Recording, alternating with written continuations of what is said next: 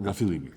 Diskutimet për ndërtimin e këtij aeroporti nisën që në vitin 2018, por vetëm në vitin 2021 gjithçka u bë konkrete. Në 20 prill të njëjtit vit u lidh kontrata e koncesionit mes shtetit shqiptar dhe konsorciumit që u shpall fitues, Mabetex Group në pronësi të Bexhet Pacollit, që zotronte 58% të kapitalit, Yda Group me 40% të kapitalit, një kompani turke e njohur për lidhjet e ngushta me presidentin Recep Tayyip Erdogan, dhe 2A Group me 2%. Yda Group u largua më pas nga aeroporti duke i shitur aksionet e saj për një vlerë modeste prej 4.450 euro. Okej, deri këtu asnjë lloj problemi. Jemi mësuar me këtë gjëra apo jo? Të paktën me letra.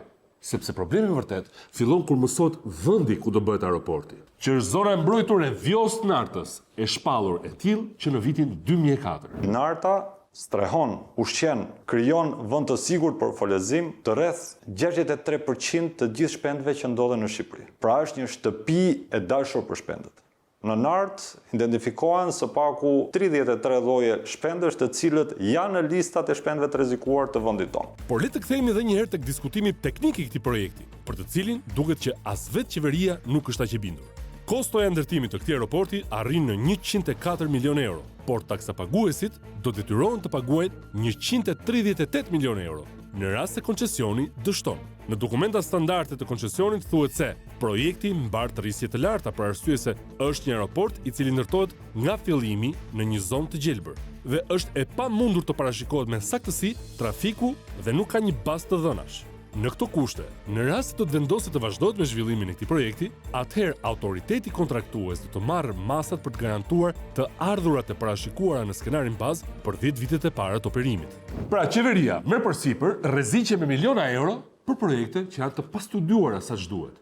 A ka emërtim tjetër kjo, përveç se bixhos me lekët e popullit? Pavarësisht këtyre pasigurive, më 28 nëntor 2021, makineritë e rënda pushtuan zonën e mbrojtur të Vjost Nartës për të nisur ndërtimin e aeroportit. Dhe që për asaj dite, ju dha goditje shumë e fortë ekosistemit më të veçantë që kemi ne, jo vetëm në Shqipëri, por në të gjithë Europën, i cili fatkeqësisht në një pjesë të tij e ka humbur këtë status, me justifikimin e zhvillimit ekonomik. Është një habitat unikal, në Shqipëri nuk kemi një të dytë, për shkak të vetë kompleksitetit të tij ose formimit të tij që është i ndarë nga laguna dhe kriporja nga pjesa tjetër. Vetë kriporja bën që aty të ketë ushqim gjithmonë dhe të ketë vende të mjaftueshme folezimi për lloje të veçanta. Është rrugë shtetimi për Adriatic Flyway, që do të thotë që është një stopover, pra është një hambar ku ndalojnë të gjithë speciet ku shtektojnë ndërmjet Afrikës edhe Europës.